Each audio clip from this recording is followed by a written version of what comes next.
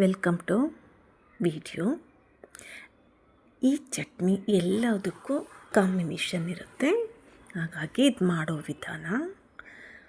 First ಜೀರಿಗೆ, ಬೆಳ್ಳುಳ್ಳಿ, ಶುಂಠಿ, ಹಸಿರು ಮೆಣಸಿನ್ಕಾಯಿ,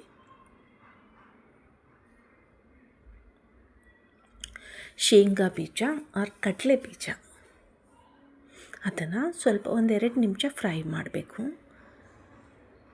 ಮೆಣಸಿನ್ಕಾಯಿ ನಾನು ಆ್ಯಕ್ಚುಲಿ ಇದರಲ್ಲಿ ಬ್ಯಾಡಗಿ ಮೆಣಸಿನ್ಕಾಯಿ ಹಾಕಿದ್ದೀನಿ. 3-4 ಇದು ಕಲ್ಲರಿಗೆ, ಬಟ್ ತುಂಬ ಚೆನ್ನಾಗಿ ಬರುತ್ತೆ ಕಲ್ಲರು. ಹಾಗಾಗಿ 1-2 ನಿಮಿಷ ಅದನ್ನು ನೀಟಾಗಿ ಫ್ರೈ ಮಾಡಿ, ಸ್ವಲ್ಪ ಎಣ್ಣೆ ಹಾಕಿದರೆ ಸಾಕು. ಅದಕ್ಕೆ ಒಂದು ಅರ್ಧ ಈರುಳ್ಳಿ ಹಾಕಿದ್ದೀನಿ. ಅದು 1-2 ನಿಮಿಷ ಫ್ರೈ ಆದಮೇಲೆ ಟೊಮೊಟೊ ನಾನು 2 ಹಾಕಿದ್ದೀನಿ. ಹುಳಿ ಟೊಮೊಟೊ, ನಿಮ್ಮ ಹತ್ರ ಜಾಮೂನ್ ಟೊಮೊಟೊ ಯಾವುದೇ ಟೊಮೊಟೊ ಇದ್ರೂ ಯು ಕ್ಯಾನ್ ಆ್ಯಡ್.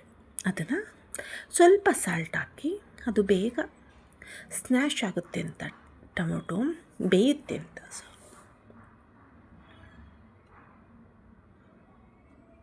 ಕರಿಬೇವು ಆ್ಯಡ್ ಮಾಡಿ ಒಂದು 5 ನಿಮಿಷ ಇದನ್ನು ಎಲ್ಲ ಒಟ್ಟಿಗೆ ಹಾಕಿ ಬೇಯಿಸಿ, ಕೊತ್ತಂಬರಿ ಹಾಕಿ ಅದಕ್ಕೆ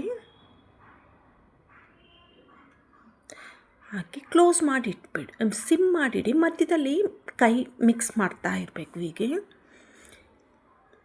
ನೋಡಿ, ಇವಾಗ ಆಗಿದೆ. ಇದು ತಣ್ಣಗಾಗಲಿ.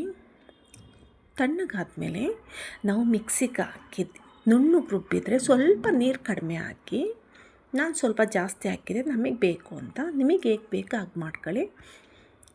ತುಂಬ ಚೆನ್ನಾಗಿರುತ್ತೆ ಚಪಾತಿಗೆ, ದೋಸೆಗೆ, ರೊಟ್ಟಿಗೆ, ಆಲ್ ಇನ್ ಒನ್ ಅಂತ ಹೇಳ್ತಾರಲ್ಲ. ಪೂರಿಗೆ ನಾನು ನೋಡಿಲ್ಲ, ಇಡ್ಲಿಗೆ ನಾನು ಮಾಡಿದ್ದೆ ಆ್ಯಕ್ಚುಲಿ. ತುಂಬ ಚೆನ್ನಾಗಿತ್ತು chutney.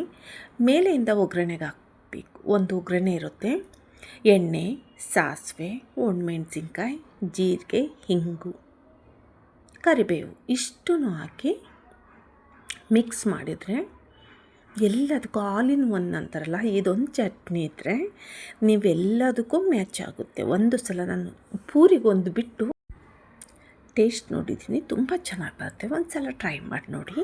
Thank you for watching.